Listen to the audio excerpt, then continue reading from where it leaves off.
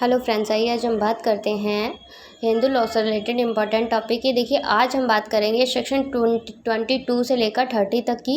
आज लास्ट हो जाएगा इस एक्ट का। देखिए, सेक्शन 22 क्या कहती है आपकी, प्रक्रिया बंद कमरे में होगी, जन साधारण में प्रकाशित नहीं, उल्लंघन किया गया तो 1000 रुपीज़ जुर्माना। ठीक है। और प्रतिस्थापित इंसर्टेड हुआ फ्रॉम 1976 से। देखिए, जो मीडिएशन होती है आपकी वो उसमें होगी, बंद कमरे में होगी। एक तो होता है कि भाई ओपन एरिया में होती है, एक मीडिएशन होती है वो आपकी होती है बंद कमरे में। ठीक है। सेक्शन 23 क्या कहती है आपकी, अज्ञाप्ति डिग्री अज्ञाप्ति पक्षकारों को निःशुल्क दी जाएगी। जो डिग्री होगी, कोर्ट के द्वारा डिग्री पारित की जाएगी तो वो निःशुल्क दी जाएगी। ठीक है।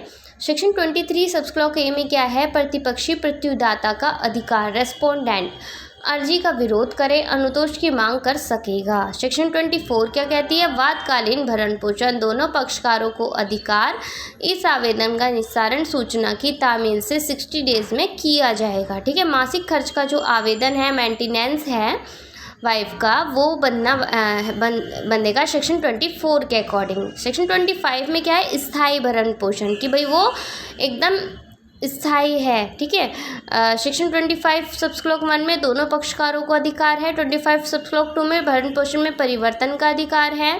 25 सबक्लॉज 3 में भरण पोषण के आदेश का विखंडन, पुनः विवाह, मृत्यु, पतिव्रता पत्नी व्रता ना हो तो इस आधार पर खंडन भी हो जाएगा मेंटेनेंस का। ठीक है।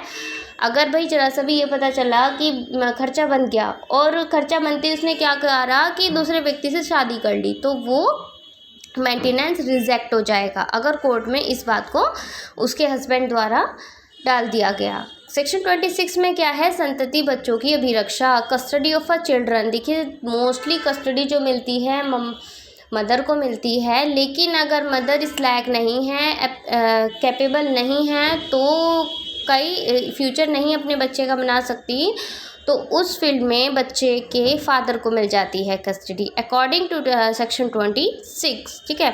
27 में क्या है, संपत्ति का व्यय, डिस्पोजल ऑफ प्रॉपर्टी, जो संयुक्त संपदा है, विवाह के समय, विवाह के आसपास। ठीक है।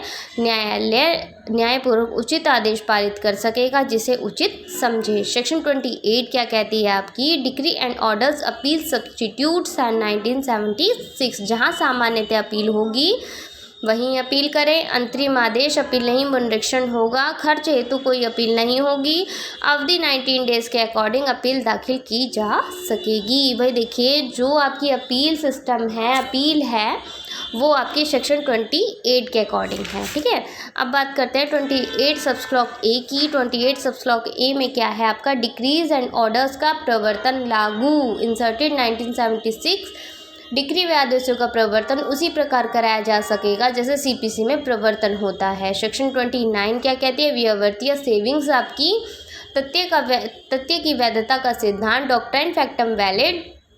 जिमुत महान जी ने क्या कहा था, तथ्य को 100 पाठ पढ़कर भी बदलाया नहीं जा सकता। भाई जो फैक्ट्स होते हैं तो वो फैक्ट्स होते हैं, उनमें कोई चेंजेस नहीं किया जा सकता। ठीक है। सेक्शन 29 सबक्लॉज 1 में क्या है, विवाह वैध होगा जो इस अधिनियम से पूर्व अनुष्ठित की वह अन्यथा वैध प्रभाव नहीं, गोत्र धर्म जाति आदि का। मतलब कि भाई देखिए, इन आधारों पर विवाह वैलिड होगा यदि वो गोत्र एक गोत्र के नहीं हैं, एक धर्म के हैं, एक ही जाति के हैं, तो उस आधार पर विवाह वैलिड होगा। सेक्शन 29 सबक्लॉज 4 क्या कहती है, यदि विवाह इस अधिनियम के पूर्व या पश्चात अनुष्ठित किया गया विशेष विवाह अधिनियम 94 के अंतर्गत, ऐसा विवाह भी वैध होगा। ठीक है। नोट क्या है आपका, no affection special marriage act 1954 section 30 के अकॉर्डिंग वर्ष 1960 से निरसित कर दिया गया। ठीक। चलिए, आज यही हमारा हिंदू लॉ समाप्त हुआ।